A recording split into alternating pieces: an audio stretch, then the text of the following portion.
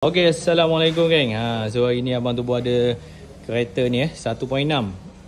Dia A200 ni ke A180, tapi dia 1.6 turbo 1.6. Okay, so nak tengok engine dia macam mana, kita tengok. Dan stage apa yang dia buat. Okay, so kita tengok engine dia masih lagi dalam keadaan standard, cuma dia buat stage 2 lah. Okay, stage 2 adalah apa? Turbo standard. Turbo masih lagi standard. Exhaust system ada downpipe dan exhaust system sampai belakang. Dan intake dia adalah MST. Yang ni kita boleh kategorikan dia sebagai stage 2. Okay. Stage 2 ni ingat kita buat air intake, open port system. Lepas tu downpipe. Kalau dah usik turbo charger, dah buat besar kipas belakang, kipas depan, tu dia dah kira sebagai stage 3. Okay. Tengok sebelum dia buat ni berapa horsepower, dan selepas ni kita akan buka ni lah. Tengok balik berapa horsepower yang dapat daripada lepas kita remap. Okay.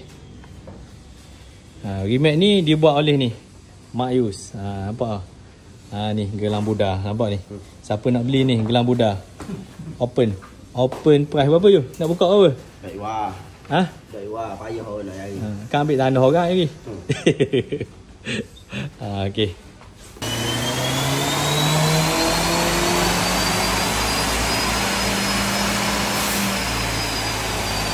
Okay, so dalam keadaan standard tadi, dia map yang standard dengan ada downpipe. Okay, dia punya horsepower dia 149 Tok dia 245. Kalau exhaust standard semua dia dalam 122 horsepower. Dia punya horsepower dia tok dia ni jahatnya MSD ni. Dia tegak je. Okay. So kita masuk standard balik. Lepas tu kita buat map untuk stage 2 mapping. Tengok berapa horsepower. Okay, kita pakai ni Korok punya mapping. Ni barang Korok dengan gelang Buddha. Memang jadi jatuh sensor lagi. Ni